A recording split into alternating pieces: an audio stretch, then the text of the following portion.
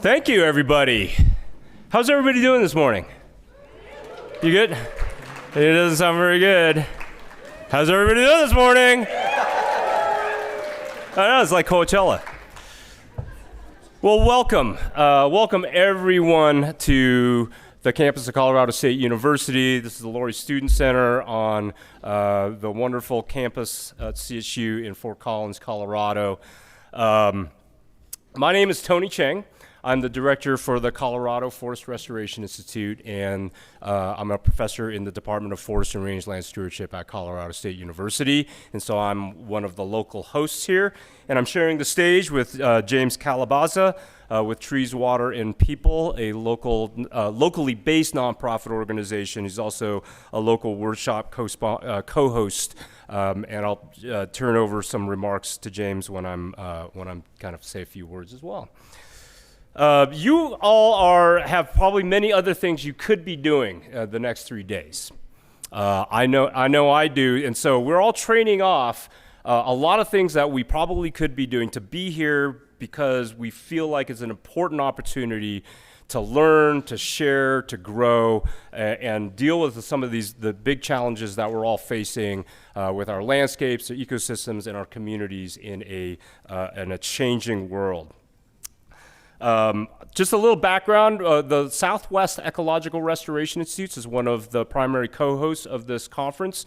Many of you might have been to the first conference we held in Albuquerque in March of 2020, right before things kind of changed. It was kind of one of our last super spreader event before we kind of like all went away for about 2 years. The Southwest Ecological Restoration Institute, otherwise known as SWRI, was established in 2004 through an act of Congress. And our mission is to work together with our fellow researchers, land managers, fire managers, and a broad range of community-connected partners to co-develop, translate, and apply locally relevant knowledge to improve the resilience of forests to fire and other stressors. In that way, we function as boundary-spanning organizations. A lot of our work is to lower barriers and build bridges between organizations, jurisdictions, types of knowledge, disciplines, and perspectives. And so it's with this boundary-spanning spirit that the SWRIs are co-hosting this workshop with a number of other co-hosts on cross-boundary landscape restoration. And it's no coincidence that we are here at a public institution of higher education where learning, discovery, and real-world problem-solving form the core of our university's mission. We kicked off this workshop last night with a very provocative and wonderful talk by the historian and author Stephen Pine. I know many of you were there, and it was a wonderful opportunity to kind of expand our own thinking about the world of fire and how we as humans have always lived with fire in many ways, and we've harnessed it, we've considered it an enemy, but it's all around us. It defines who we are, and certainly that's a formational concept here in our workshop. I'd have you think through this notion of boundaries. Right? There's lots of different boundaries in our world, and I want you to think about what types of boundaries separate us, our work, and why and how crossing those boundaries can help us advance our ways of thinking, understanding, and achieving action to make our landscapes and the communities that depend on them more resilient. This workshop's overarching objective, as you'll see in your program, is to explore the strategies, actions, and resources needed to adapt to a climate-altered West. A word that is so often used to describe what is happening these days, almost to render it almost meaningless, is unprecedented. We've all heard descriptions of how a recent fire's behavior and impacts, or a heat wave, or a regional drought, or some other extreme event is unprecedented. Every year brings about so-called unprecedented events, testing the resilience of our ecosystems, landscapes, and communities, and those of us that are working in the land and fire management world is testing our resilience as well. Unprecedented implies a sense of surprise, right? That the systems in which we operate have changed beyond what had been considered normal and what we've all grown accustomed to. No one entity has the wherewithal to navigate these changes on their own. These systems are so complex and dynamic that we need to span the many boundaries that separate us to co-create different ways of doing business. So with this framing, the workshop's objectives are to share success and lessons learned on cross-boundary collaborative efforts to restore and reimagine fire-adapted forest landscapes. Every single one of you bring your own lessons. You have opportunities to learn from other folks' lessons, and in that way, it really captures that learning. We want to explore the gaps and needs to better incorporate diversity, equity, inclusion, and justice in forestry, fuels, and fire research, and in management. And we want to co-develop recommendations, strategies, and resources for collaborative landscape-scale restoration projects. Workshops ought to be opportunities for each of us to step away from the daily grind of immediate tasks, to-do lists, Zoom meetings, like all that stuff that you don't even know what you're supposed to do before lunch. If you're like me, I'm constantly enslaved to my calendar. A workshop like this is an opportunity to free yourself from that, okay? It's a chance for us to learn, to share, and perhaps even challenge yourself and test your own assumptions of what you know and what you think is the appropriate thing to do. It's also a chance, obviously, to reconnect with longtime colleagues and friends. It's been wonderful to see people in person away from this. Oh, you're muted, you're frozen, right? To do that. And it's great. And it's great to see all of you reconnect with a lot of people that you haven't seen maybe in a while, or it's been some time. But it's also an opportunity to meet new friends and colleagues, right? You'll see from people's name tags and on the attendance list that your fellow workshop attendees come from a wide variety of places, organizations, backgrounds, experiences, and sources of knowledge. So I really encourage you to lean into this opportunity to not just talk to people you know, right, to confirm the things that you know and the things you do, but to meet other people that you might not have a chance to meet with, to learn from them, to really learn, share, and listen, and do so with open heart, open mind, ears, and eyes. So with that, I'm going to turn the stage over to James Calabaza. Sweet. Thanks, Tony. Yep. Thank you, Tony. Amera o ho pako at the center mako George. Toriketik kiumishkun soj atin roak stu hai wikiti kihtek at the ho pas Tony task scoot at the night show sojus te koti at ari nyukum sojus te me el hamakoto at kiti hike rami hunt ite at the el at the tori kiumishkun te new we passion sojus te new akium soju that rami hike ite Tzi tona titi kium at the el huri tonya at the sweet dano at the hudani tashi sutrus te to cham sek at the either site to su te no site kium. Hello everyone. That was a formal greeting from my community of Santo Domingo, Pueblo, New Mexico. I'm humbled to be here with you all today. My name is James Calabaza. I'm the Indigenous Lands Program Director for Trees, Water, and People. As Tony mentioned, we're a locally based nonprofit, actually just right across the street from CSU. So we have a really deep history and connection with the university when it comes to engagement and collaboration. But I was asked today or not today, but a few weeks ago, to be with you all here today to talk about the importance of a land acknowledgement and honoring, the first peoples whose land we're on today. Over the last few weeks, I've been blessed to be involved and active in working with the steering committees of the Swery Institutes and other workshop organizers to, put this together and really address the meaning and the understanding of a land acknowledgement. Land acknowledgement, for all of us, it's important to really understand the deep connection that tribal peoples have to, the land and to the natural world of things. It's really important and heavily integrated into our cultural lifeways. We live as tribal people, we live and coexist with the land, with the air, with the water. It's part of our languages, it's in our songs, it's in our foods, in our prayers. It's really intertwined with, our everyday lives. but through the historical trauma of genocide, relocation, and now more recently, climate change, it's affecting our cultural lifeways. And, that's where, for us as an organization at Trees, Water, and People, working with, a lot of you in this room, we are finding creative ways to really involve tribal peoples back into the work of, conservation and environmental stewardship.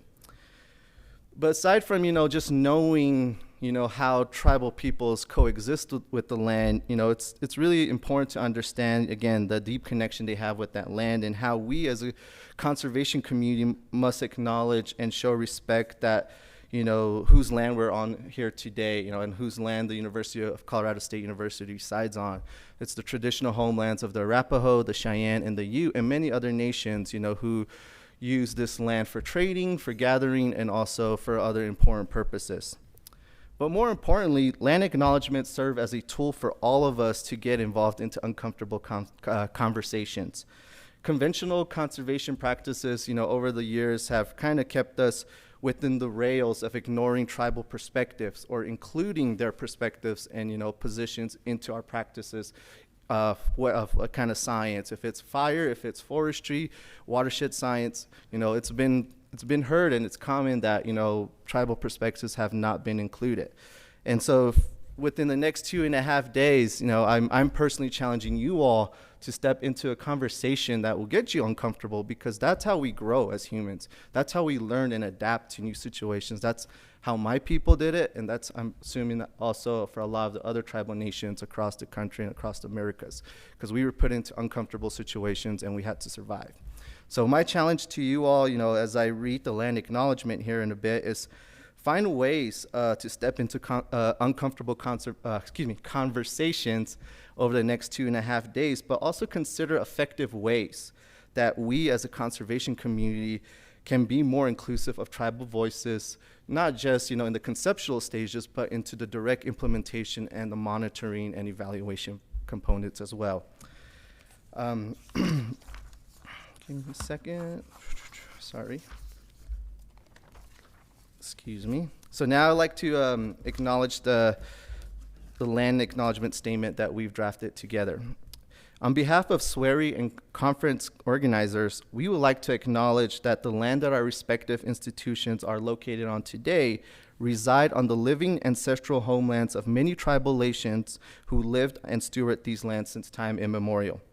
This recognition comes with the standard of honoring and respecting the contributions tribal peoples have made towards land management and stewardship for generations. As we move forward, we find it imperative that we continue to incorporate traditional practices of management and stewardship into our long-term solutions of conservation. This acknowledgement also serves as a commitment from SWERI and the organizers to continue learning and maintaining a diverse and inclusive environment for all. Thank you.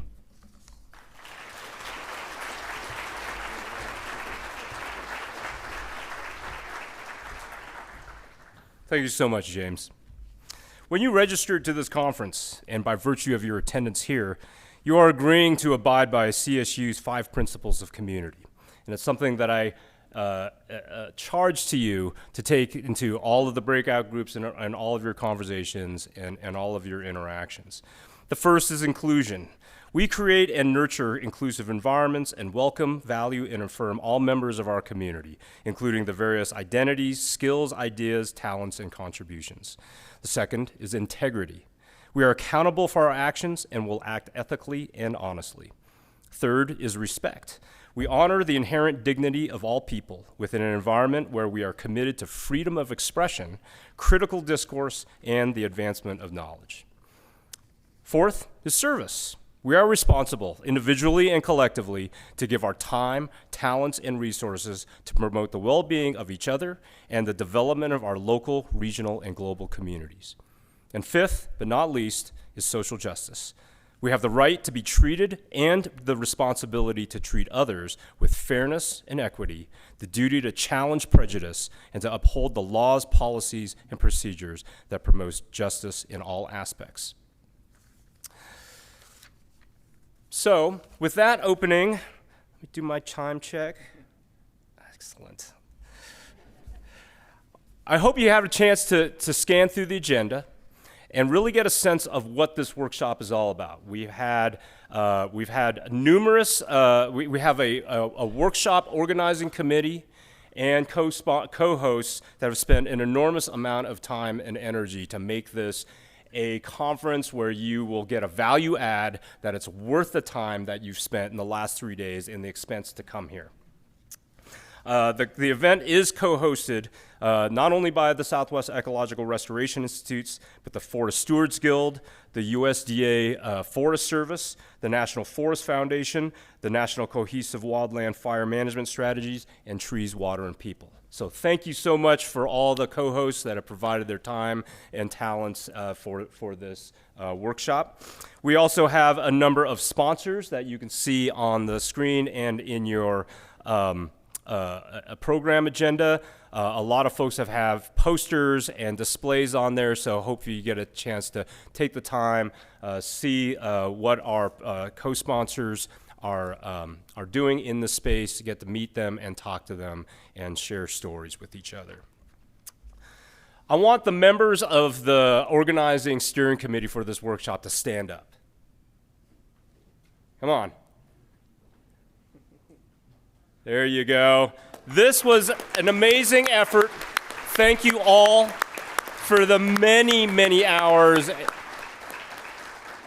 and Zoom calls and negotiating this agenda. This is enormous an amount of effort and time.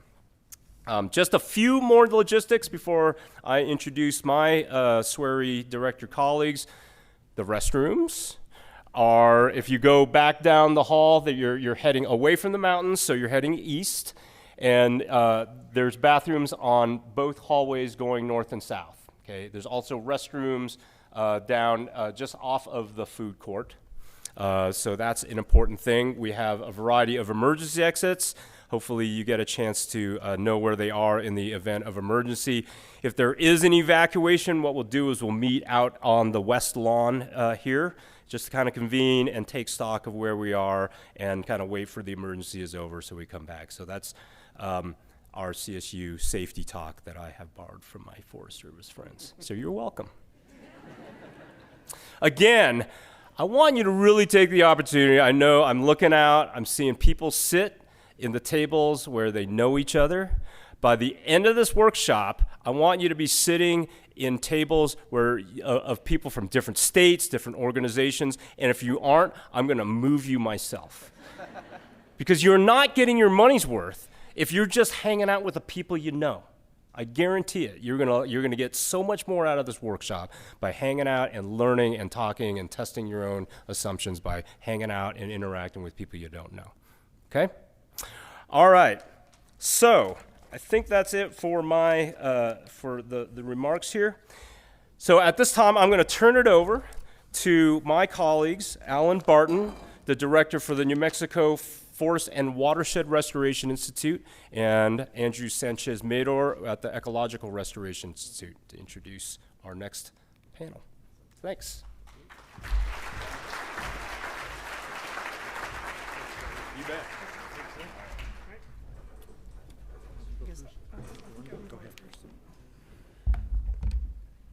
Thanks, Tony. Yeah, I'd like to welcome everybody. As Tony said, I'm Andrew Sanchez Mador. I met many of you last night. I'm the executive director for the Ecological Restoration Institute at Northern Arizona University. I'm also faculty there in the School of Forestry. So the idea was we were just going to give a kind of a brief overview for those of you who don't know about the individual SWRIs and what we do. The Ecological Restoration Institute at Northern Arizona University is located at the in Flagstaff, Arizona, at the foot of the San Francisco Peaks, which are homeland sacred to many tribes in the Northern Arizona region, but also throughout the Southwest. We are dedicated to the restoration of fire-adapted forests and woodlands. ERI provides services that support the social and economic vitality of communities that depend on forests and the natural resources and ecosystem services that they provide. We have a long history, 23 years of providing expertise to our partners in areas such as biophysical sciences, socioeconomics, collaboration science. We're not the land grant, so we actually have, due to being a SWRI, have science delivery and outreach as part of our mission. NAU is a Hispanic serving institution and a Native American serving institution, and so we have a Native American forest and rangelands program that is really the embodiment of honoring our commitment to our tribal partners. We also have additional areas focused on biomass utilization, forest operations, modernization through technology, and a variety of other subjects that we work with our partners, both in the region and there at NAU. We're co-located with the School of Forestry at NAU, but we're also co-located with RMRS office there in Flagstaff. So with that, I was asked to just give a brief introduction for Susan Prichard. And so Susan is a fire ecologist who has worked in research science for the past 20 years at the University of Washington in the School of Environment and Forest Sciences. Her main interests are in the effects of fire and other disturbances on forest dynamics, climate change on forest ecosystems, and fuels treatment options to mitigate fire severity and smoke impacts in fire-prone forests. She lives full-time in the Meadow Valley near Winthrop, Washington. Having lived through record-setting fire seasons, she is focused on applied research questions that help to inform place-based adaptive stewardship under climate change. With that, I'll hand it over to my colleague, Alan. All right, very good. Thank you, Andrew. I'm Alan Barton. I'm the director of the New Mexico Forest and Watershed Restoration Institute. Our name is a little bit of a mouthful, but that's what we go by. We're one of the 3 SWRI institutes, and we're located on the campus of Highlands University in Las Vegas, New Mexico. Highlands is a small regional public teaching institution. So one of the cool things about the SWRIs is we're at different types of universities as well. And so we're kind of the teaching branch of the SWRIs. And Las Vegas, our little town of Las Vegas where we live, it's probably not the Las Vegas that you've heard of. We don't have casinos. We don't have Wayne Newton.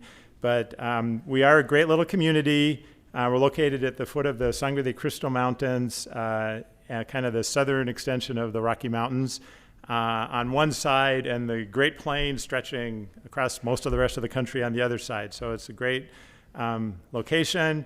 We're a lot smaller than Colorado State. We're smaller than Northern Arizona University.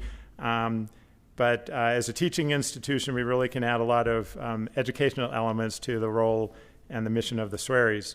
I want to talk a little bit about some of the changes that have happened in the SWRIs. For those of you, many of you I'm sure were at our conference in Albuquerque in 2020. And the SWRIs are a little bit different than they were back then, I think. Our institute has grown quite a bit. At the time of that conference, March of 2020, we had 8 staff members at the Forest and Watershed Restoration Institute. We had 2 GIS specialists, 3 monitoring specialists, 1 collaboration specialist, and 2 administrators.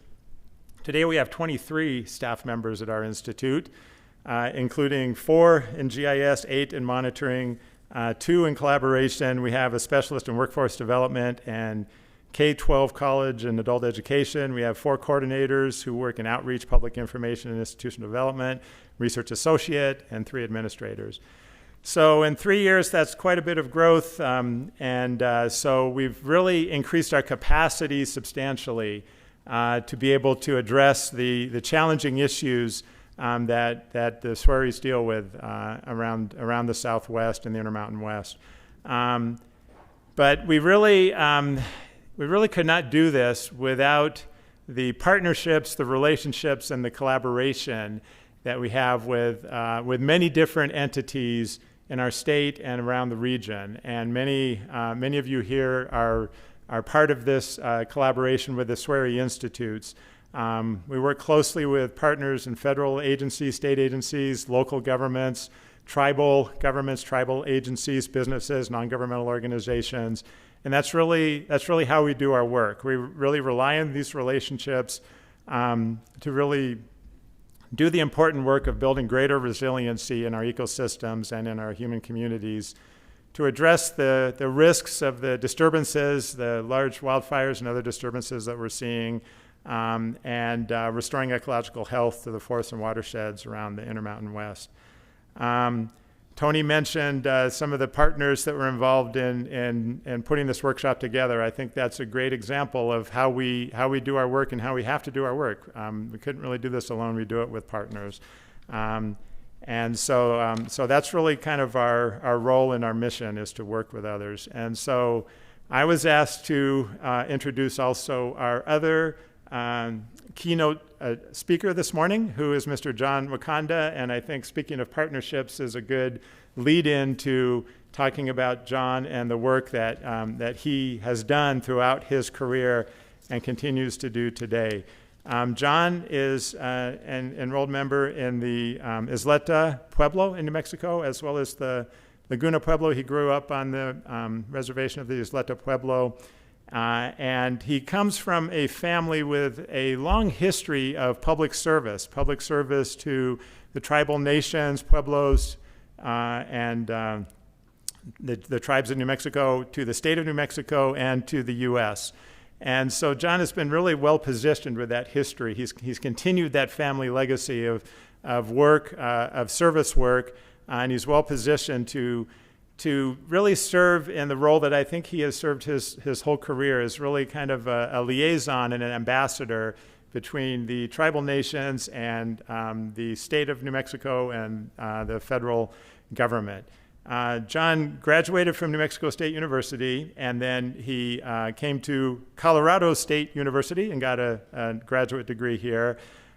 He has worked with the Bureau of Indian Affairs. He spent 20 years with the BIA. He was a BIA regional forester and agency superintendent. He also worked with the Forest Service for a long time as chief of staff in Region 3, the southwestern region based in Albuquerque. And he also was the first ever regional restoration partnership coordinator in the Southwest region. So he kind of forged that role of creating partnerships and collaboration, the role that the Swearies value so much. He now, after taking a little break, he retired after COVID, and then came back to work with the Nature Conservancy. So he now works with the Nature Conservancy in Santa Fe as the Indigenous Partnership Program Director, the first ever to hold that role, and continues outreach with tribes, tribal communities, tribal members to move forward the conservation mission of the Nature Conservancy. And I really think that John has been really exemplary in terms of serving in that role of collaborator and partner. And he's been a great partner for our institute since the very beginning. Since we started in 2004, he's been a partner with the Forest and Watershed Restoration Institute, and has been really a key partner in New Mexico. So it is really my honor and my pleasure to be able to introduce John, and I'm really looking forward to his keynote address today. Thank you.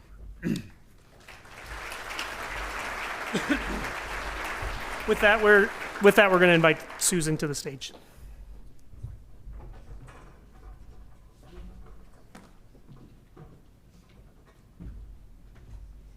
So I think I'm going to actually use this mic just to keep it a little simpler. Hi, everyone. It's so good to be here.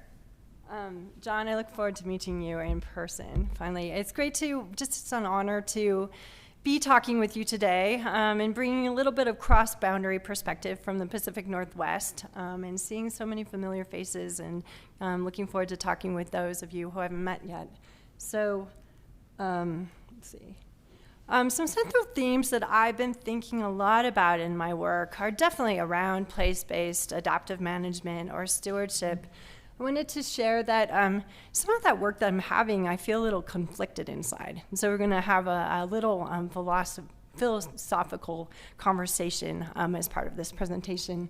I'm sharing some of the lessons that I've learned in the almost 20 years now that I've studied fire on the east side of the Cascades in north central Washington. Fire has definitely been returning to these fire-adapted landscapes. And then finally, I want to conclude with some thoughts on settler colonialism and its past and very much current legacy that we're all grappling with, and my journey around that. So without further ado, I'm going to talk about, I grew up in the Pacific Northwest. I actually grew up on Whidbey Island. My dad was a high school counselor. My mom was a piano teacher. And they took us on thrifty vacations. So we mostly did camping and hiking in the Olympic Mountains and the North Cascades Mountains. Sometimes they joke that they did too good of a job because I ended up doing my master's in the Olympics on climate change and forests, and then my PhD in the North Cascades. And actually that picture to the top right, very first backpacking trip, I was 8. And then I just happened to have a photo taken me on my very first backpacking trip for my PhD when I was 28. So been around these forests for a long time, and I love them. That tree in the center, I hiked by it when I was 8, cored it when I was 28, and it's 500 years old. Doesn't look like it, but it is. Going to a lot of these hiking trails, we saw a huge amount of clear cutting. The access trails were mostly through Forest Service and state land, some private. And when I was a teenager, I actually decided to dedicate my life to being a forest ecologist because I wanted to do better science that would hopefully inform better management. Literally, when I was 14 years old, the first Landsat TM imagery was captured, and you could see the outlines of the Olympic National Park, where I hiked so much, by all the clear cutting around it. My journey as a fire ecologist kind of goes farther back, and this place-based is very deep in me. My family on my dad's side has a farm in Oregon, and it was homesteaded in the 1860s. My great-great-grandfather was kind of a jerk, but he came out on the Oregon Trail, and my great-grandfather and he homesteaded the property that's still in my family today. My grandpa, who's in the center right there, was born on the farm. My dad was actually born on the farm too. And so my dad's reflections are over on the right, but I actually don't need to read them. I actually learned a lot about the farm because I'm an early riser, always have been. Woke up at 5 a.m., 6 a.m., and I had this opportunity to sit on my grandpa's lap and hear stories about how when he was a kid, there were still people from the Santiam tribe coming to the property and camping as they had for thousands of years. And so my dad has shared stories about when he was a little boy, the farm was prized because of the savanna.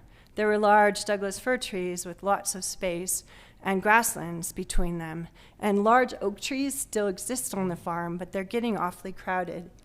So my dad's last 20 years of his life has been spent in part stewarding the farm and trying to take out a lot of those pesky Douglas firs that have come in the absence of fire and restoring some of these oak woodlands.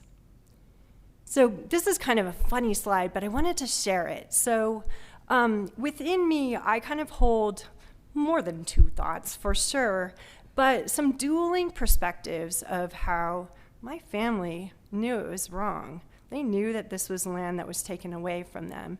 And yet at the same time, in my roots, my core, the farm in Oregon, the landscapes I live in right now too, are so dear to me. And I do believe that our path forward is to help steward them and be active participants.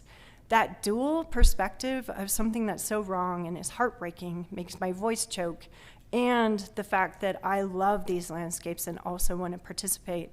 I've realized through talking with actually a good friend from college about this, her mom is an Eastern theologian, that dualism sometimes exists in two facts, two truths that can never be reconciled. They're in you, and they actually have a dynamic, but there's not a time where you're going to have an easy peace with them. And so I share that with you today because I think many of us are recognizing our role in settler colonialism and the fact that we also are called to be good stewards. So some of this comes out in the landscapes I live in, and I'll share some more perspectives, but I think this one is really salient at this moment, which is that there are a lot of lands that are now fire excluded. They happen to be pretty good northern spotted owl habitat, as it turns out, and they're really important for the endangered salmonid populations as well. At the same time, we're having record-setting fires, unprecedented fires, as one might say. And so there's the dualism there, too, of live and dead vegetation is excellent habitat in some ways. Maybe that could be considered as not healthy habitat, but then it's also fuel for fire. So as my dad was growing up on the farm in Oregon, and then I grew up on Whidbey Island, this was happening on our landscapes. And I think sometimes when we're walking through the forest and having a very place-based, myopic vision, it's hard to appreciate just the changes that have happened on our landscapes through genocide of people and fire suppression. So in around north central Washington, this is an old story for all of us, but there's been this rapid 60-year infilling or more of trees on fire-prone places. When I was taking fire ecology from the master, Jim Agee, at University of Washington, who literally wrote the book Fire Ecology of Pacific Northwest Forests, he shared that he thought that fires from indigenous people were very localized, and that through a variety of reasons, fire exclusion was not as noticeable in the high elevations. I think that we're really debunking that perspective at this point. And so I'm sharing some repeat photographs of infilling of subalpine meadows. Some might say that that's snow melt and allowing trees to go up in elevation, but more and more we're appreciating of the loss of fire in these higher elevation systems, and a lot of that fire was human as well. So now on to part two. So in terms of settler, my family and I moved to the Methow Valley about 20 years ago. And sometimes we don't even like to say the word Methow Valley because it's so discovered and we love it so much. But when we moved 20 years ago, a lot of the locals were like, hey, just so you know, you're never going to be considered a local. You'll always be considered a newcomer. With my family's perspective from the Oregon farm, I thought that that was kind of laughable because the Methow people have been on this landscape for well over 10,000 years. And so whether you're a local rancher or farmer from 100 years ago family or now, we're all very recent newcomers on this land. So it's beautiful right now. The sunflowers are definitely in full bloom, as that picture shows. So we moved to the Methow in this little town called Winthrop, actually Mazama, 20 years ago. And right before we moved, Landsat TM imagery allowed us to take differences between pre and post-burn fires and start building our burned area reflectance classification imagery. We see red as high severity, orange as moderate severity, yellow as low, and gray here as unburned. So not that much activity before we moved, but I'm just going to quickly step through and show that over time, here is the Farewell Fire. It was pretty big in the Poseidon Wilderness north of Winthrop. There were more and more fires coming to this landscape. 2 years after we moved, I thought that the tripod complex was going to be the biggest fire of my career. I was actually very excited to see it because I was thinking, this is a fire-prone landscape. Fire's coming back. But we were not done with fire. So 2007-9, kind of quiet. 2010 through 13, more fires are stacking up and starting to puzzle piece in these landscapes. 2014, Carlton Complex burned through our community. It was a devastating fire in terms of people, burned 310 homes, changed our sense of place for sure as this fire burned through. 2015, we were in the middle of a multi-year drought, and 2015 was equally just so hard. Record-setting after record-setting fire hit. 2016 and 17, you'll start noticing that the Poseidon in the top left, or northwest, as I should say, is starting to look very red. So fires are puzzle piecing into that landscape and burning quite severely, major change agents. 2018 and had brought 2 more fires a little closer in to Winthrop where I live now. 2019, 2020, large fires in the Okanagan Valley. And then finally, 2021, fires came really close, knocking on our doors in Winthrop. So staggering amount of fire back on this landscape. Well over 40% of the landscape and much more of the forests have now burned. So coming back to 2006, when I was feeling very fresh and excited about these fires, I installed about 400 plots with a really great field crew to study post-fire tree mortality in the tripod landscape. I was excited about it because I knew that the Forest Service had implemented a lot of restoration, thinning, and then some prescribed burning. What we found was that the control units that had no thinning or prescribed burning didn't fare well. This was really a pretty severe fire in many respects. Thinning, you can see that the trees didn't actually torch. There wasn't crown fire, so in that way the thinning often worked. But the surface fires from deferred fire for so many decades, as well as some of the logging slash, meant that the trees were scorched. Mortality was similar to controls. Thinning and prescribed burning worked beautifully. Those units, I'll take you on a little tour here, look like these funny green islands and sometimes a sea of red, so stand replacement. When we went to these sites, it was really a story about lack of surface fuel continuity. These units were not ready to reburn. 2014 Carlton Complex, this one hit hard. I didn't actually want to study the fires after it took me probably 3-4 years to finally do a retrospective analysis of some of the restoration things. Honestly, 2014 Carlton Complex was one of those fires, like, wow, burned 167,000 acres in one burn period under really high winds. I wasn't expecting some of these past restoration treatments to work. Indeed, where treatments were actually interacting with wind and column-driven fire behavior, they didn't fare well. But what we found in this study is that treatments that happened to be in the leeward slopes or shadows of the wind fared pretty well. And in fact, there's this one area of field treatments in that bottom center. I don't know if I have a, yeah, I do. Right here was such a success story. A large 2,000 acre thinning landscape burn treatment interacted with the flank of the Carlton Complex fire right here. Fire had to back down a hill in that treatment, and a huge area of forest land was actually spared because of that. So we're seeing really great evidence that field treatments work. I know that this is not news to any of you, and certainly not news to the Metau people who stewarded these landscapes. We also saw that past fires have acted as barriers to fire spread. So in the tripod fire, is my volume okay? Does it sound okay, or is it in and out? It's good? Great. Okay. Past fires, almost complete barriers to the tripod. And indeed, the Carlton Complex interacted right here, 2015 here, and they just bumped into these past fires.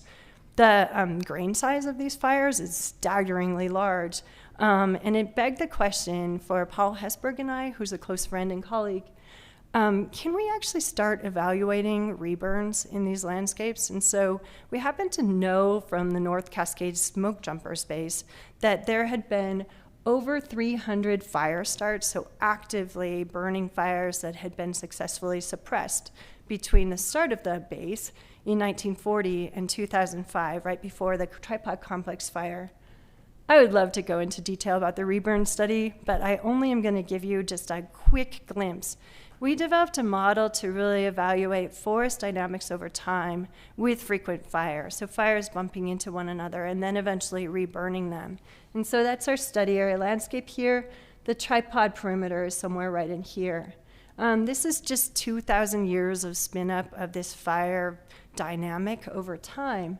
Black shows recently burned. Pink is regenerating forest after a recent burn. Light colors are young forest. Darker colors, dark green, blue, are older forests. And just kind of stepping through 50-year intervals, you can see fires are frequent. They're burning different places. Old forests make a living, but they're dynamic on this landscape. 2000. And then just a final year, just one more glimpse of a fire-maintained mosaic.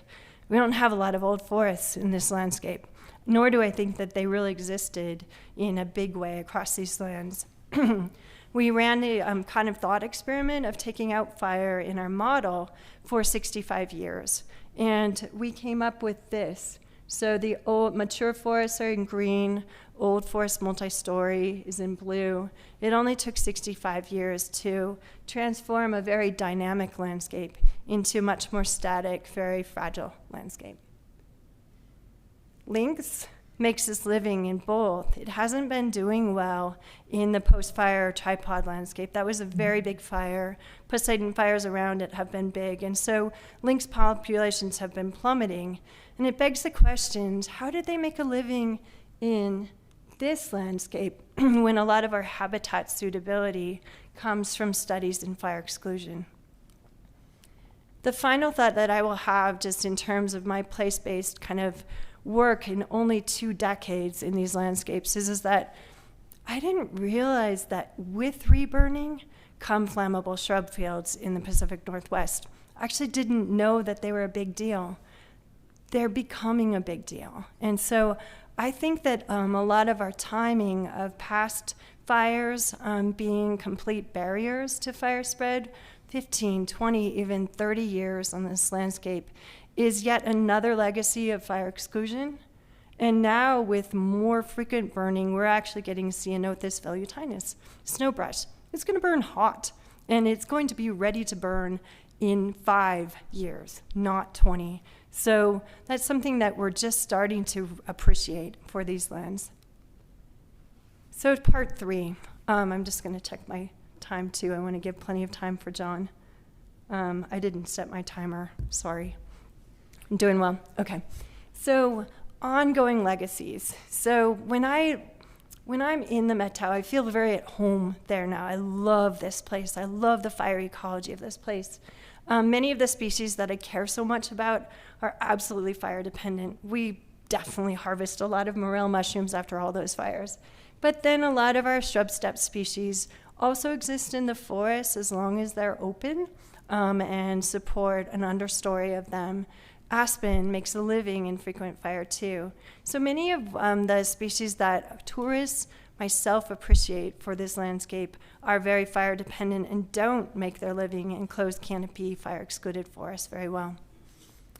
So I just received this copy of a book by Frank Lake. I don't know how many of you have read it because you're from the Southwest, so probably not that many. Frank wrote a new introduction to this book called Indians, Fire, and the Land in the Pacific Northwest. And I'll just read the introduction really quickly. Anthropologist Jay Miller went into the Methow Valley with a van load of elders, some of whom had not been there for 50 years. This is probably 1980. When we gone through about half of the valley, a woman started to cry. I thought it was because she was homesick, but after a time she sobbed. When my people lived here, we took good care of this land. We burned it over every fall to make it like a park. Now it is a jungle. Every Methow I talked with after that confirmed the regular program of burning. So in just my final slides, I've been doing a lot more reckoning as a fire ecologist about how the ecology of fire that I study is mostly an ecology of the Methow people. They were displaced from the Methow Valley in the late 1800s, promised actually the Columbia Reservation, as this book so carefully documents. This book was written by my neighbor and friend, Richard Hart. A line item in Congress actually took that reservation away from them, and then they were displaced to Omak, Okanagan, and the Confederated Tribes of the Colville Reservation. But in my work coming forward, I think that I'm holding both, that I love the ecology of this landscape, but it is the ecology of the Methow people. So this idea of dualism is very present in my mind right now, that I will continue to recognize this truth, and it's a hard one because the Methow people have been so fully displaced from this landscape. But also that it's my job as an ecologist, as a community member, to hopefully welcome them back and to participate really humbly in some reciprocity. So I'll just end with a thought on ecocultural restoration. I think many of us have maybe struggled with the term restoration because it's the age-old kind of question over beer. What are we restoring to? What is our reference period? We might even talk about that a little bit more in this workshop. But recently, Frank Lake and Christina Eisenberg introduced me to the topic of ecocultural restoration. In my mind, that's a very different thing. It's the idea that we are working really hard right now to bring good fire back to these landscapes and respectfully partner with Indigenous stewards to help them bring back more cultural fire. And so in that way, restoration becomes a restoration of culture, a restoration of connection with place. And we all are hopefully humble participants in that. Thank you.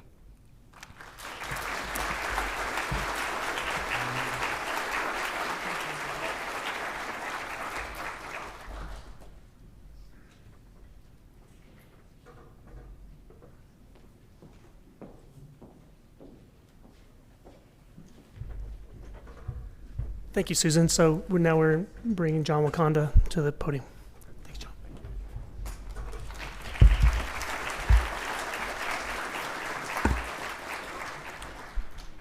Thank you. Thank you, Susan. Get the opportunity to meet you and hopefully spend some time to converse a little bit while I'm here. First of all, makuam. Kwatsi hopa. Tawaya. Ono ki ihin. Utu ai ihin. I welcome you to a place that is special in my heart. I'm honored to be part of your workshop, and allow me to speak a little bit about my background, my history, how I feel about this work, and how I've dedicated my time, and hopefully some efforts that we've put forth working with tribes and working with our Indigenous people, that we can come together and hopefully come up with some strategies and solutions to address some of our large landscape scale challenges.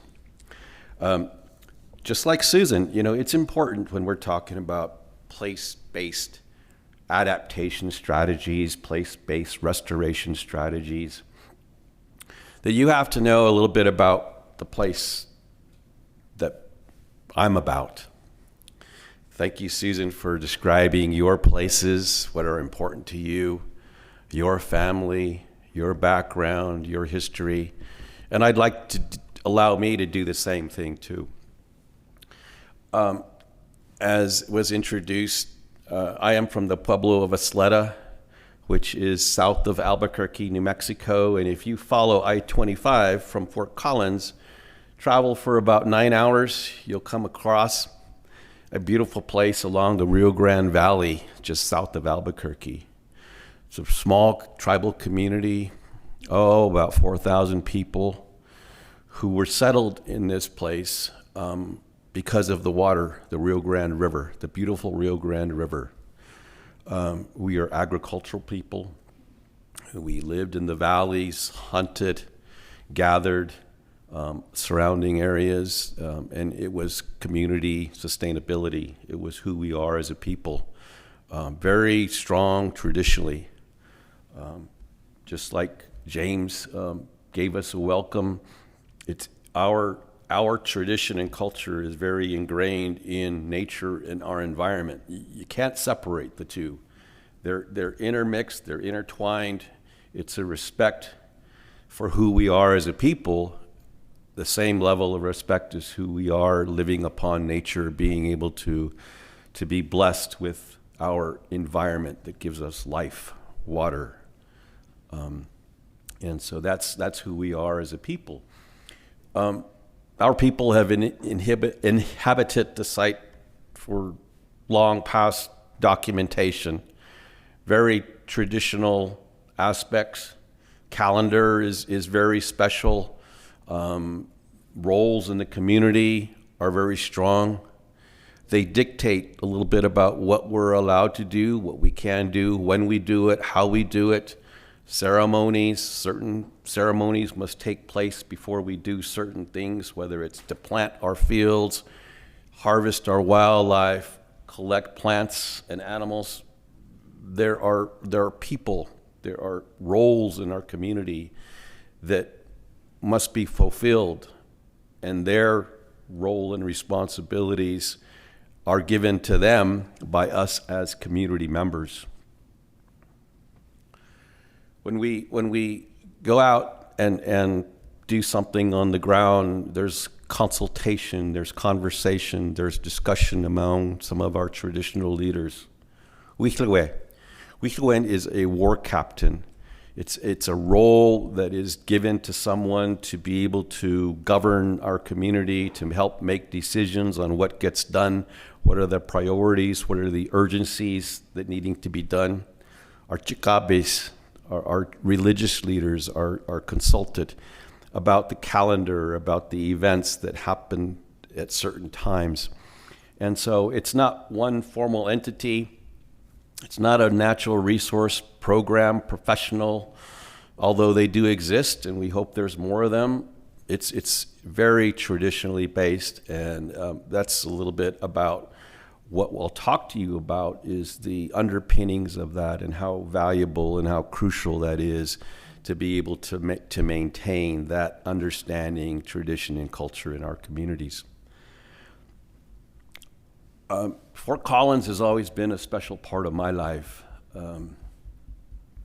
Back around 1988, which is a long time ago, I came to Fort Collins, had graduated with an undergraduate degree from New Mexico State University in natural resource economics, and was very interested in water resource economics just because of my farming background.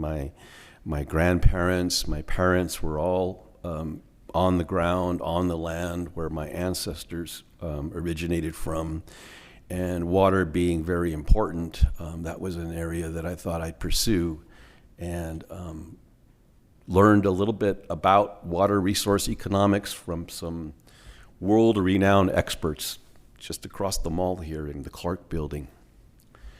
Just amazed to hear and think about the things that I could be able to learn and eventually take back home in the area of water resource management.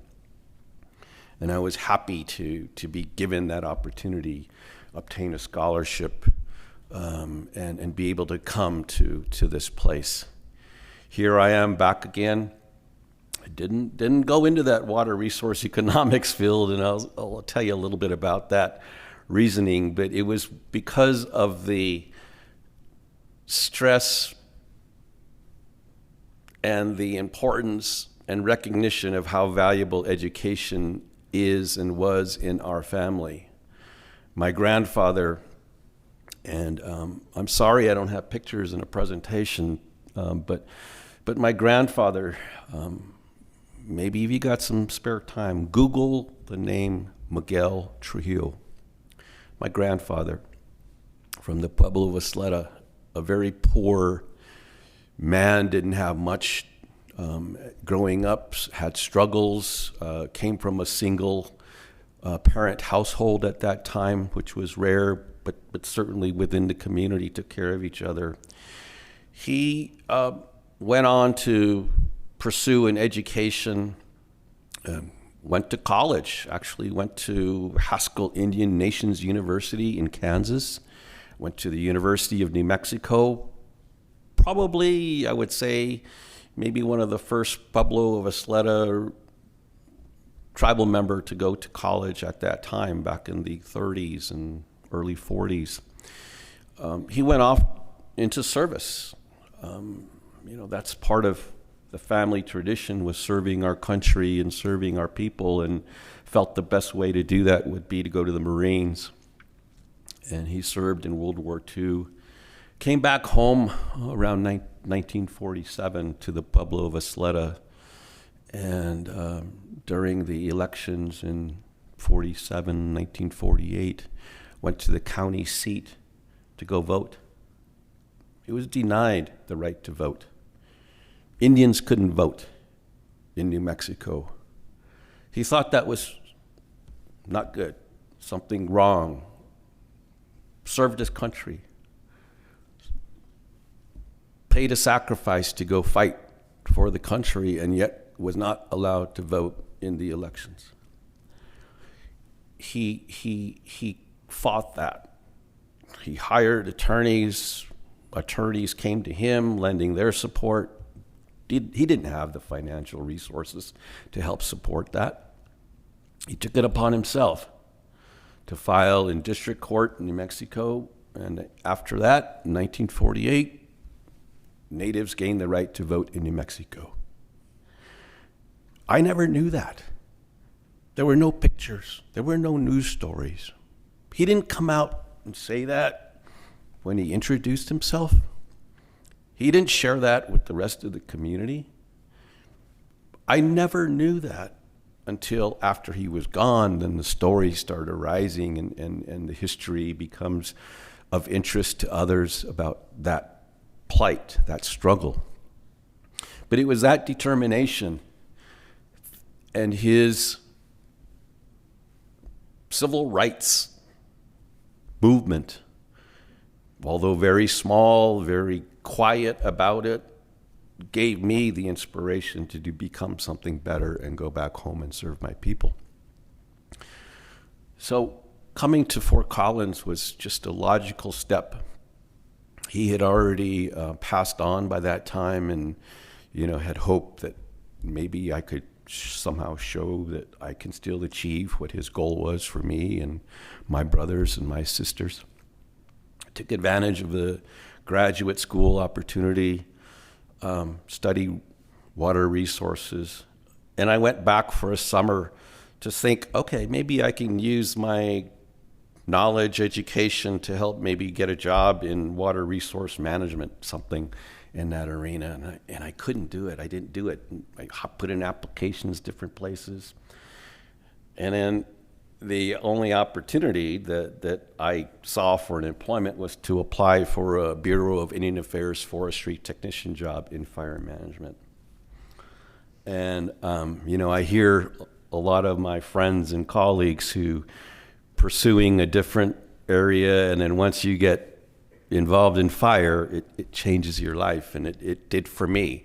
Although it was on the suppression side, I was fulfilling that public service role, protecting communities, addressing needs in fire suppression. It was a heroic thing. It was almost as if my grandfather was saying, this is your war to fight, this thing with fire, part of our nature. Learn about it. And when I was starting out as GS4 on the federal side, forestry technician, working for the Bureau of Indian Affairs in Albuquerque, New Mexico on their fire crew, I took the initiative to learn a little bit about dispatching and communication. Back then it was pretty simple. It was not, I think it's called ROS now, and IQCS, all the dispatching systems that the federal agencies use. It was pretty much picking up a phone call, asking for help, mobilizing, filling out a paper resource order, and people were mobilized and dispatched to different places. I learned that.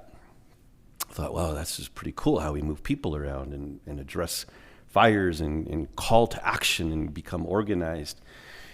I had a great opportunity to be dispatched to a fire, and this was my first summer working with BIA. My supervisor, who was also from the Pueblo of Isleta, asked me, "Hey, John, you want to go on a fire assignment? We have a resource order for a dispatcher to go to the Black Hills in South Dakota, Black Hills National Forest."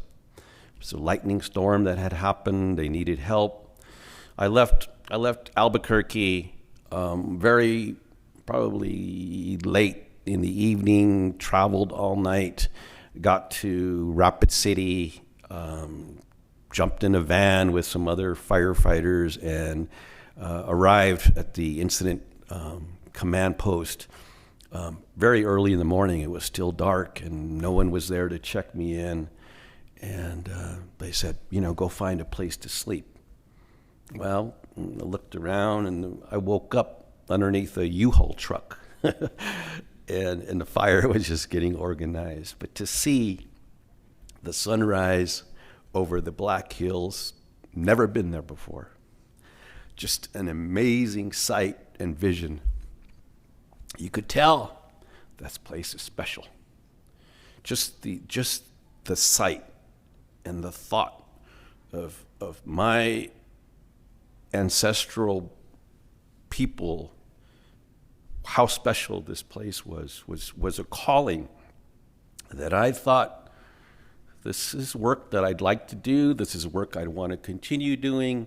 And so from that moment on, and from other assignments that I was able to participate and help with, I made the decision to focus in on a study of forestry and fire. And it was through the help of people here. Some of you may know, well, this goes back a long time ago, maybe not too many of you may know some of the advisors and professors that I had worked with. Dr. Denny Lynch, ex-Forest Service, retired man who took me under his wing to help me chart my course. Dr. Phil Omi, who was my advisor, researcher in fire science. Amazing group of people here at CSU who welcomed me and gave me an opportunity to study. And I was already employed by the BIA, and thankful to them, there was an underutilized program within the Bureau of Indian Affairs that allowed me to come in as a forestry technician, use some of my graduate credits that I had earned in water resource economics, mix them with a little bit of forestry and fire, and come out with a Master of Forestry degree from Colorado State University in 1992. In about 3 weeks, graduation will be held here, and that's 31 years ago. And to be back here where my career started is very touching. Thank you. Thank you for allowing me to do that. Back on the other side of the large new natural resource building is an old forestry building. I took a walk there this morning and it's still standing. I thought, man, is this old building still there? It had oak floors, oak desks, big wooden tables, and you walk in the hallway and the dendrology collection is there, and you see everything about the Forest and Wood Science Department. I don't think that's the name anymore. It's probably changed. But in any case, it taught me forestry. It taught me wood science. It taught me everything that I was just absorbing. And I was fortunate to be given a graduate student space in that building, had a cubby hole in the space. And I shared that with another graduate student who had come back to school after already being employed in the fire arena, being exposed to wildfire.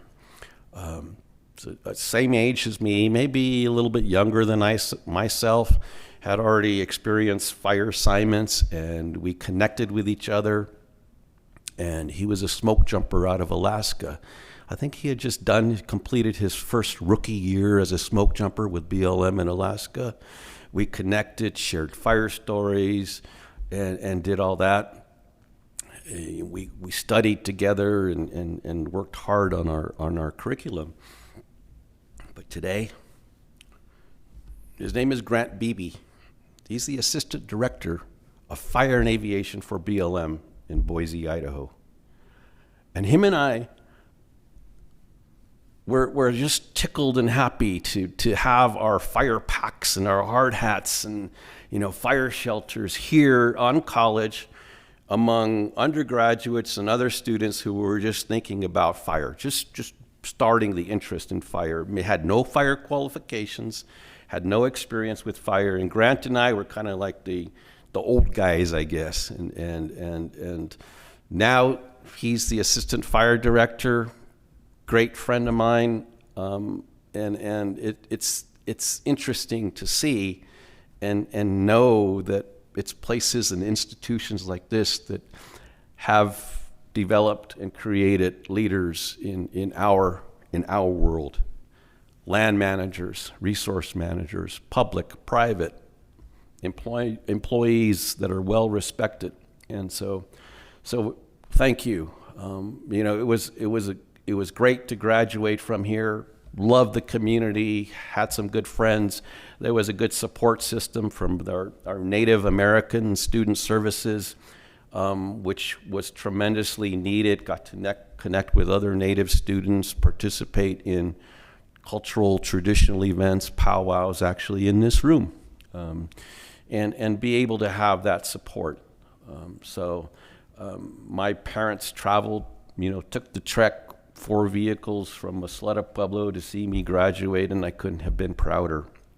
And so thank you for allowing me to do that. I work for the Bureau of Indian Affairs, which is an interesting agency. Many of you may not know about its role in the federal government, why it was created in the first place, and its responsibility serving as a trustee for Native people, Native tribes, and Indigenous people.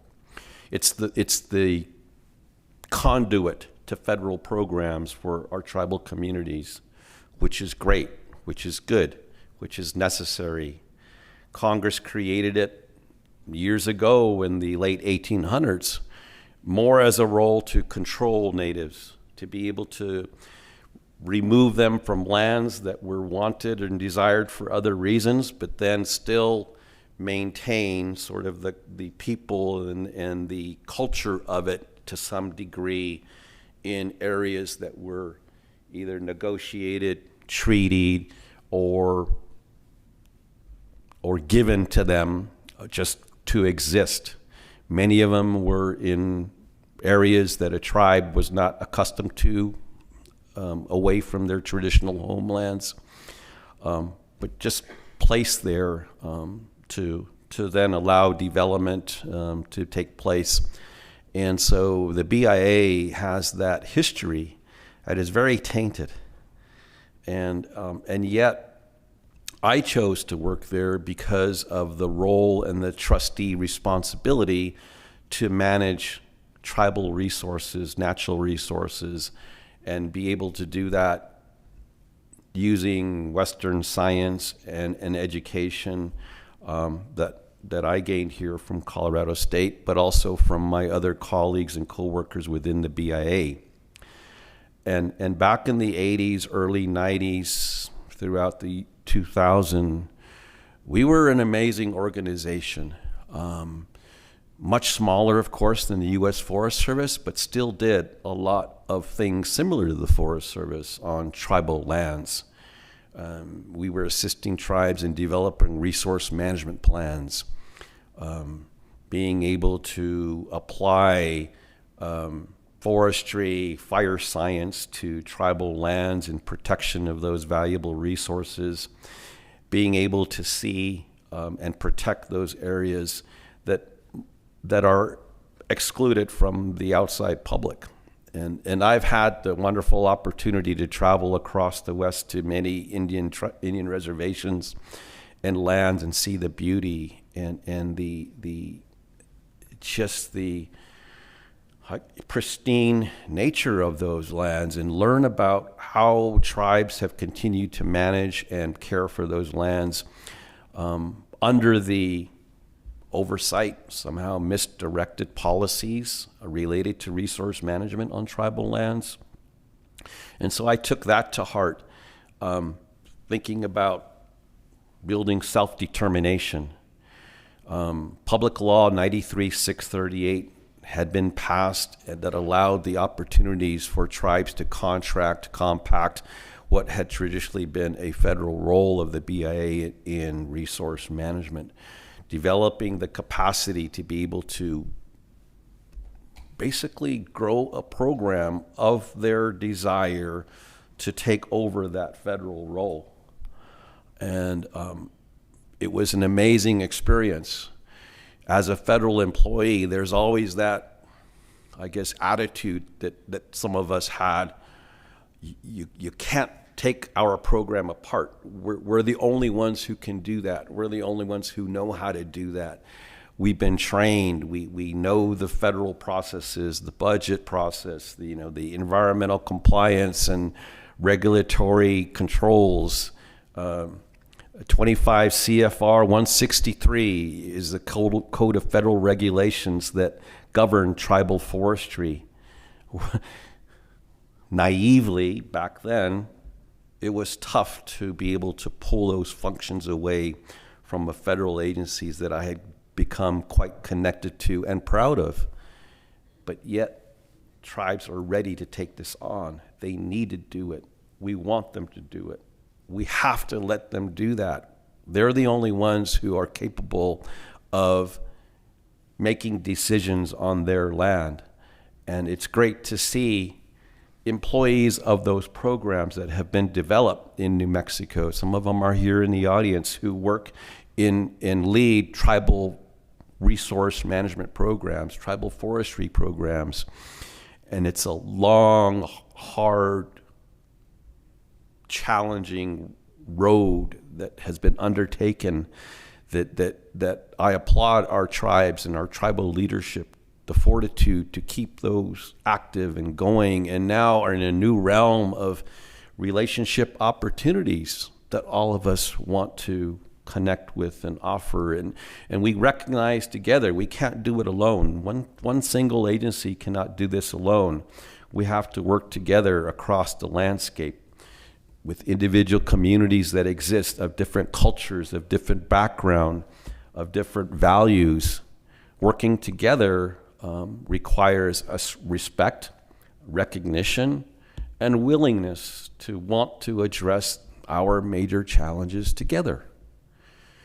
And so, it's with that message, it's with that attitude and with that value that I come to and ask all of us to, let's continue to work together.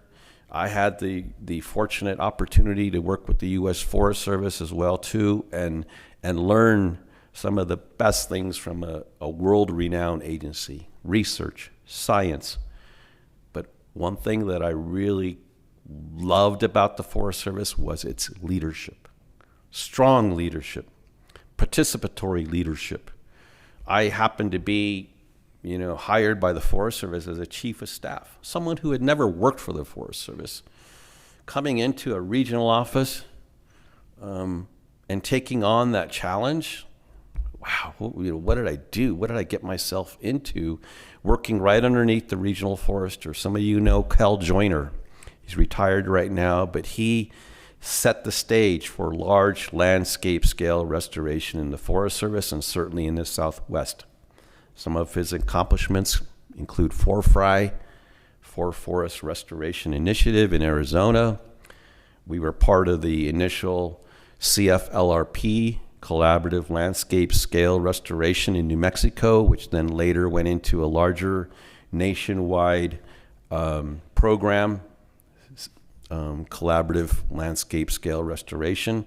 We were trying those things out in New Mexico and in the Southwest, and had the fortunate opportunity to learn that about how to do that on a large landscape scale with the Forest Service, and being able to deploy large amounts of resources and funding on the ground to build collaborative groups. To be able to do that good, to be able to recognize working with the communities and people on the ground isn't so important. And to me, that was already my thoughts about my experience working with tribal communities. Being able to sustain communities using the forest, certainly having access to wood products that had been historically cut off.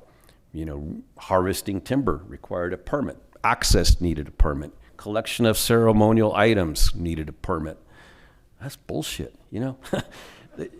This was our land. This was our territory. This was our way of life. Now we have to go through a process of obtaining permits. Just was not right to me. And so, I was that sort of thorn in the Forest Service paw when it dealt with dealing with indigenous communities. now we're like full circle, and one of the topics, and I have the pleasure now working with an NGO where I can say, I can do, I can take action that I was restricted to as being a federal employee. I'm revived. I'm carrying that torch for Indigenous-led conservation, and have the great fortune of working with many people across the West. Some of you may be here in some ideas and thought that we're calling the Stewardship Project. It's an interconnection of Indigenous and Western knowledge together. How do we do that in addressing the challenges today? Protecting communities, restoring fire, more fire, but then also hopefully looking at the empowerment and addressing injustices that have been placed on underrepresented populations. We can do this. We can do this. It's a challenge, but I think we can do this. Our Native people have a lot to offer. The Nature Conservancy, I recommend you explore our Indigenous strategy and some of our thoughts and ideas that will be models of co-management. If we can, within the Nature Conservancy, help tribes co-manage their lands with other partners, federal lands, maybe it offers some insulation to some of the litigation that is often waiting to be filed if it's supported and led by Indigenous communities. There's some power to that. We're survivors. We're survivors on this place, in this landscape. Maybe we need to form better allies to help insulate, protect each other, address confrontation, address challenges that we need to really work a little bit closer together. I love the idea of talking about this, thinking about how an NGO being maybe more free to try things out. My hope within our organization is that not only is it start with co-management as a step, we share decisions, we share that decision space. Tribes are not just consulted with, that they're actually at the decision-making table. And that also this might lead to, in my ultimate dream, land back to tribes. I'd love to see a Forest Service map that says, here's a district that is managed by a tribe. It's complex. Congress, and I'm sure there's going to be a lot of questions and thoughts about how we pull it off, but wouldn't that be great to see federal lands, taken on and being restored back to their ancestral caretakers, their ancestral stewards? Pick places on any map. There's a tribal connection that has been gone, that potentially could be restored. That's just my thoughts, my vision. Now that I'm with the Nature Conservancy, that's my job, specifically focusing in on tribal opportunities. We're doing some amazing stuff with tribal communities. Small steps, small pieces at a time. And I'm happy to be here. Thank you for the opportunity to be part of your wonderful group. I'm always connected and have always had this strong connection to restoration. And of course, it is place-based. It's that special place that all of you have, whether you worked there, you grew up there, your family comes from there. Let's take care of it all together. Thank you. Thanks, Tony. Yeah, why don't you grab a seat? Okay. Thank you, John, and thank you, Susan. So what we're going to do right now is we're going to do a little talk show type interviewing. I've got a kind of a set of questions, kind of tearing off of their talks, and hopefully kind of get the juices flowing a little bit as we move into lunch hour and then into the post-lunch panels and breakouts. Excellent, thank you. Actually, can you turn this one on too?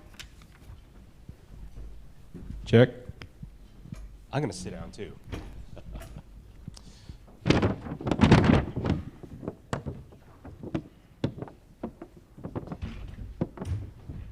All right, welcome to the Swery Cross Boundary Landscape Restoration Show.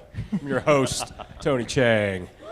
Thank you. And we have our speakers, Susan Prichard and John Waconda. So I want to touch on something you said and something that Steve Pine talked about in his talk, and I think something that we've heard from a whole variety of corners. I think the shared stewardship strategy talks about the importance of putting the right fire in the right place at the right time.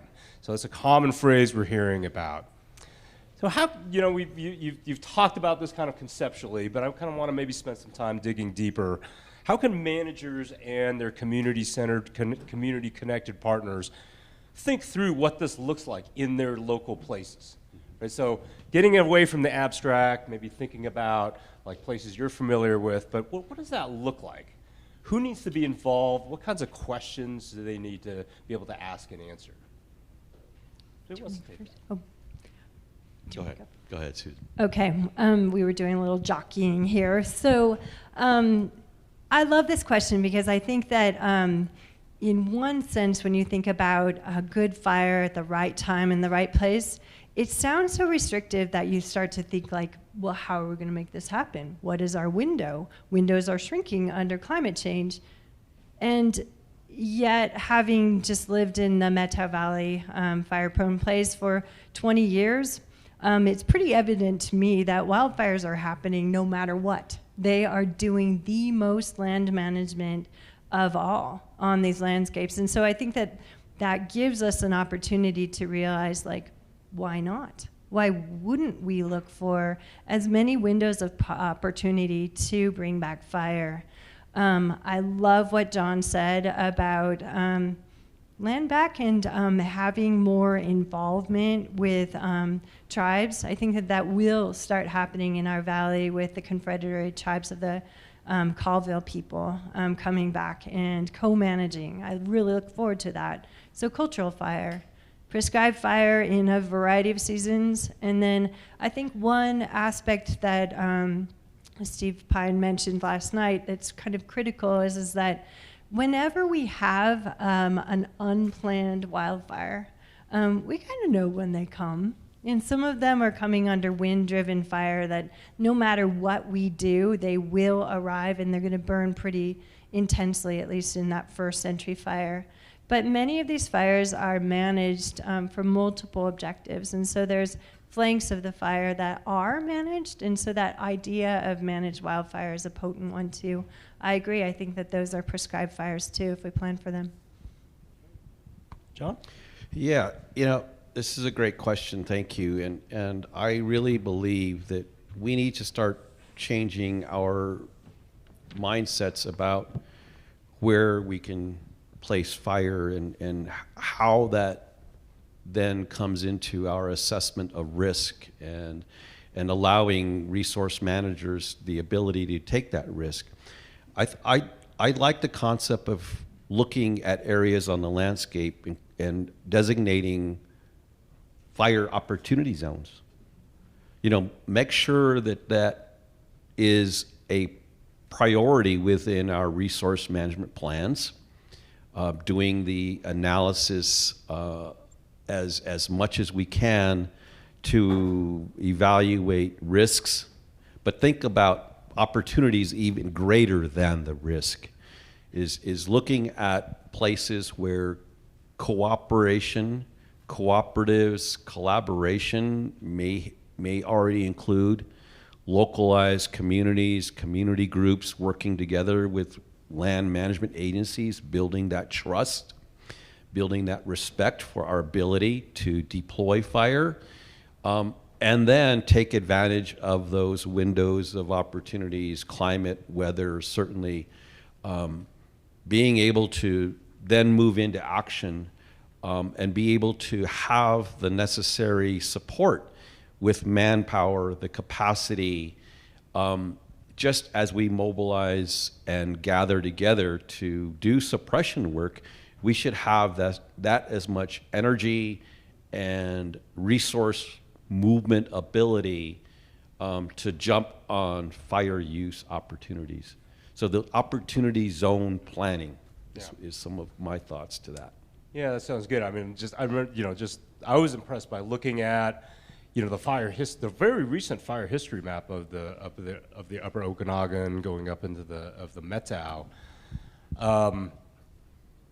Thinking about creative ways of how we tell that story. Another thing that Steve talked about in his talk is the importance of story, right? A narrative that this is a fire landscape, it's an integrator of how we live and ecologically as well as socially, but then bringing that story into these planning platforms. One example that I think a lot of you are familiar with is the potential operational delineations, the pods. I think we're going to have some breakout groups on that. And so really thinking creatively about how kind of platforms and devices like that can really be a boundary spanning object, or an opportunity to bring in a variety of partners and community practitioners, managers, to identify where those opportunities are, but then identify maybe where those windows, but then getting that engagement, right? Breaking down those barriers about, who might be a part of those decisions, like you were talking about, and then how that fire might proceed. So I think there's a lot of tools out there. I think there's a lot of visions. I think there's some posters out here. One of the collaborative groups we're involved in at CFRI is called the Northern Colorado Fireshed Collaborative. I think there's a poster and a table. That's, I know, a lot of effort that we're doing here as part of our local place to do exactly what you're talking about. So there's some good integration with that.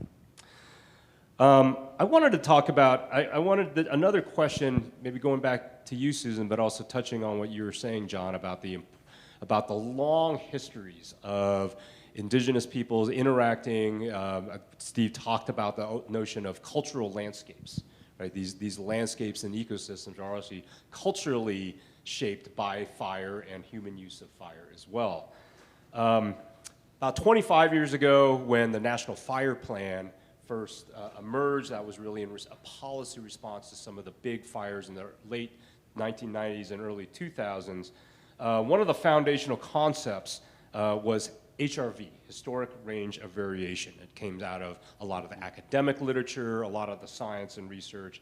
But given the kinds of fires we've seen recently and are anticipating in the future, how relevant is HRV, first of all, and in what ways does and doesn't HRV account for Indigenous knowledge and cultural forest and fire management practices?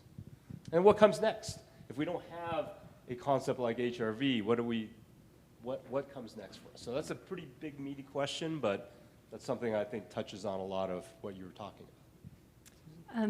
So this is a hard one, but I really still believe that going back with multi-proxy records, including oral histories of place, it's just so important to understand how fire interacted with our landscapes over deep time. And so that concept really will be a guide for us in the future. And so speaking of future, one of the things that we've been talking quite a bit about in north central Washington and just in the Pacific Northwest in general is future range of variability. So we have, very fortunately, a lot of different records of the past. So paleoecology, lake sediment records, tree ring records that also show season of burning, which is really helpful, oral tradition, recent history, aerial photos. All of that just gives us a sense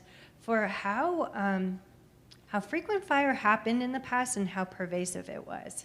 I think in so many fire-excluded landscapes, even working with the communities to help people appreciate that we live in fire country, fire will be here. It's a matter of when, not if. That past the historical range of variability important. Another thing that I think we can think of, even though climate change is happening at such an alarming rate, is that there are reference zones or ecozones that have that future range of variability that we might be expecting in our neighborhood, in our community. And so having those past records in different places to inform what's likely to come in ours, I think is important, not only ecologically for restoration, but also culturally to become prepared for it. I would like to see and address this understanding of natural range of variability to also be maybe studied a little bit further on the public's variability range, acceptance range. Thinking about trying to share the history, knowledge of the people living on the land and using that as a resource to then help communicate and share and educate others about the accepted risks and variability of living in a place that you want to live in. Being able to understand that human range of variability of risk acceptance. I really think that if we could study a little bit more social context about fire acceptance, certainly integrate that stronger than we have been in our education system, maybe where rural schools, certainly our tribal schools, need to be learning more about nature's role, fire's role in nature. And that becoming more of an understood concept rather than it being, separated from what we now commonly understand fire as being a bad thing and only able to want to avoid its risk. So that's another take on your question from the science and restoration side is the human side of variability of acceptance.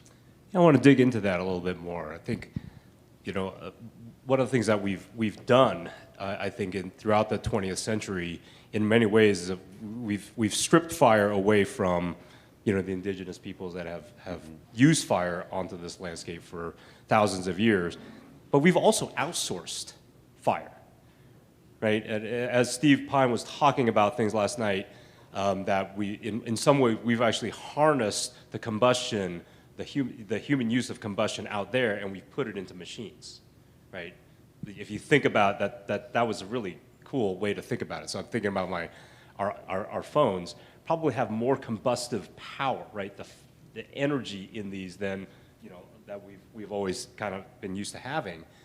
But then I also was thinking about how we have outsourced the management of fire to a highly professionalized, almost like a military command approach to fire management.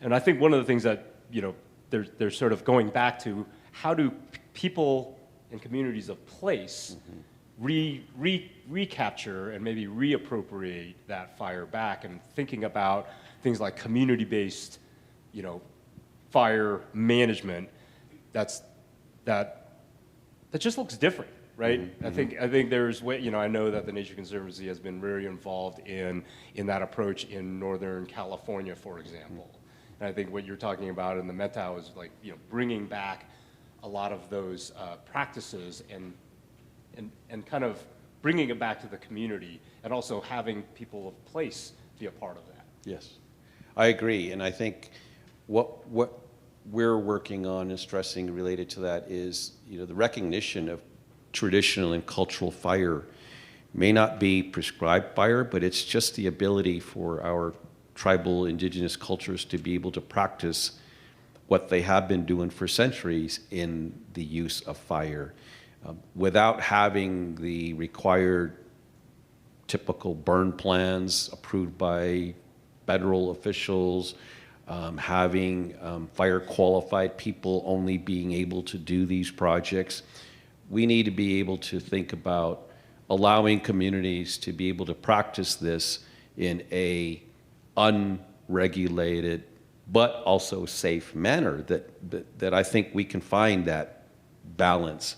It may not be at landscape scale at the onset, but I think we can begin to change people's perceptions about accepting fire if we start in that small step.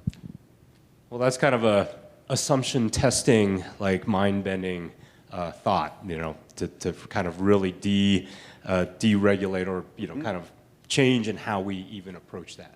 So we only have a little bit of time left.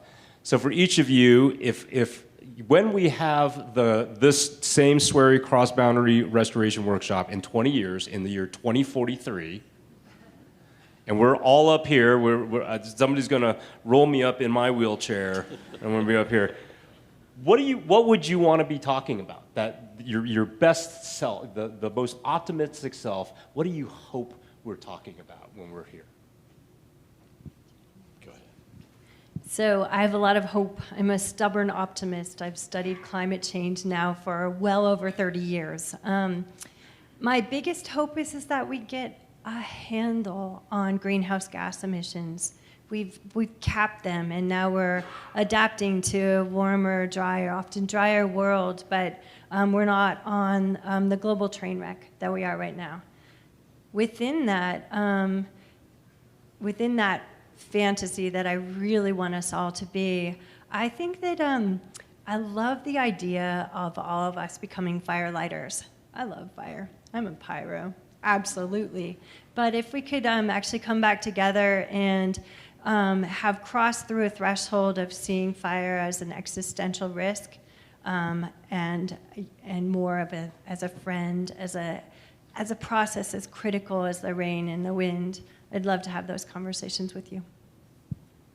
I would love to see our public policy being transformed into a collaborative, more open collaborative approach in helping our federal land management agencies and resource managers have no worries about trust, have no worries about being transparent and open about its decision-making processes, that we are practicing more than we are right now, community forestry and active management.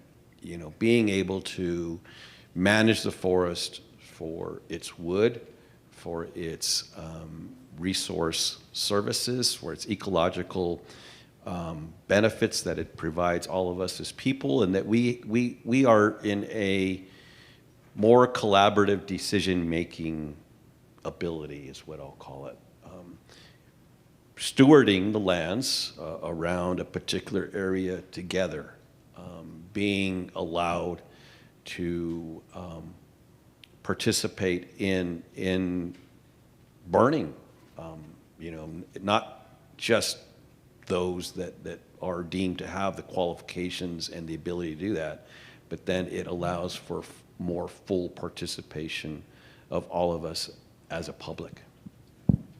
Thank you so much. Thanks for taking the time and joining us for our presentations. Thank you all for hanging with us as part of the keynote. We are breaking for lunch. Yay! And so lunch is right next door. We're going to open the wall, and it's going to open up, and the food is going to be there, and you can just bum rush the food table. We'll be back here at 1:15, so talk to someone you haven't met yet and you don't know.